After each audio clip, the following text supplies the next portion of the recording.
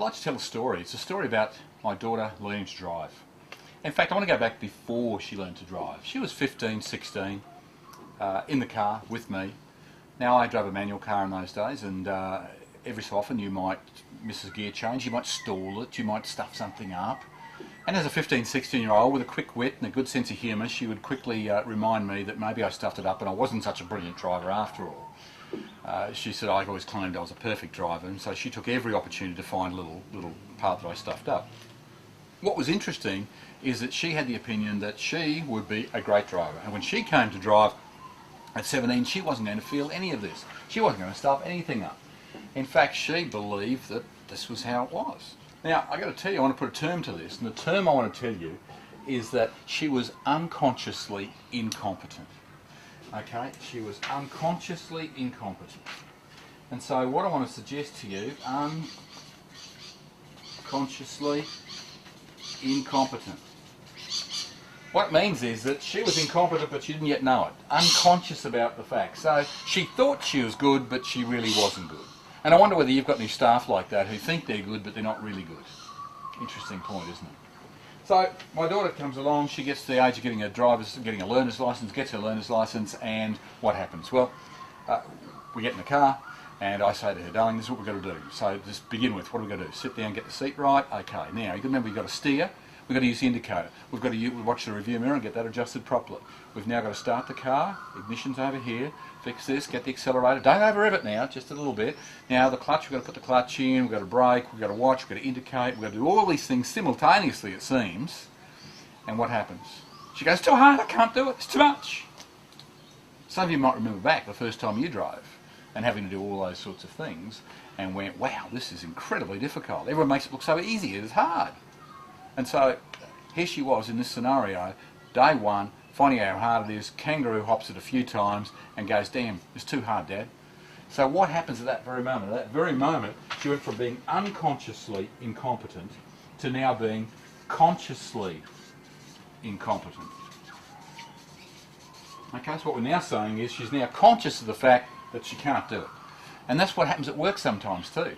Until people make a big stuff up, get something wrong, and they realise, whoa, maybe I can't do it after all. I thought I could do it, but maybe I just don't have the skills, abilities, whatever it may be. So my daughter then comes to the conclusion that, wow, she can't do it. What does she do? Does she give up? Does she run away? Of course not. So she decides, okay, what I'm going to do, I'll practice, I'll get good at this, I'll work at it, work at it, work at it, and she did. Got her licence first time, well done. What happens? She comes to a different point in this sequence. She goes from being consciously incompetent to where?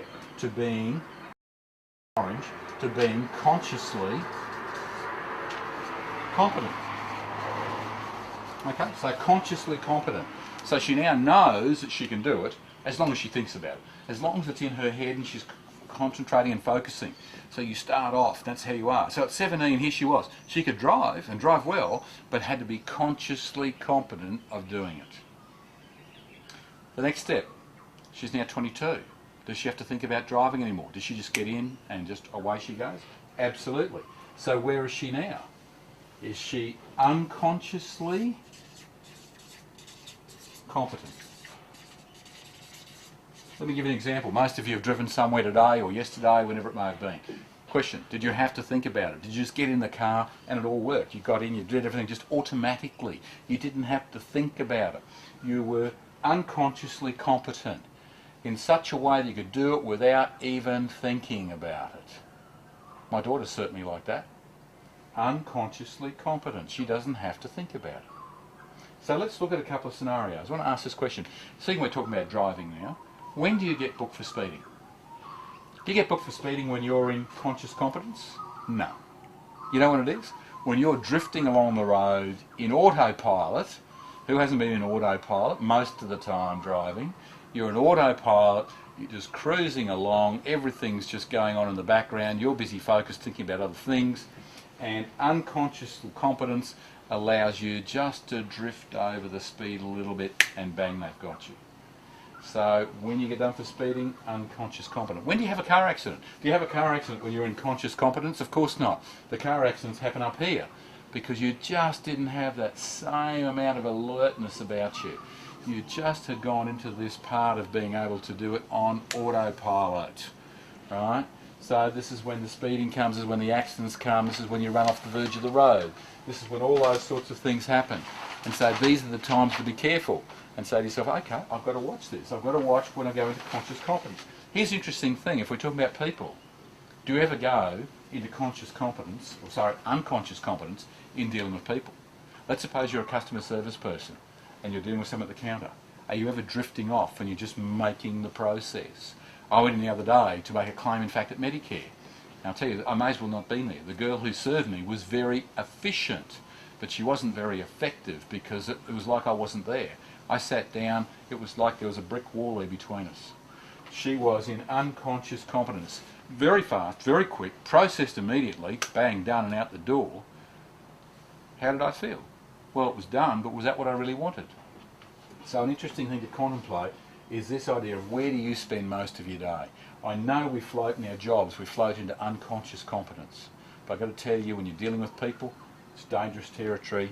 Try and stay in conscious competence so that you're thinking about what you're doing. You've got to be concentrating on what it is that's going down. You've got to be concentrating on those people. What are they feeling? You can't afford just to be treating them as another number coming through the door, because everyone is different. And one of the things I want to tell you is that every person that you come to serve, look after, interact with, you need to treat just that little bit differently.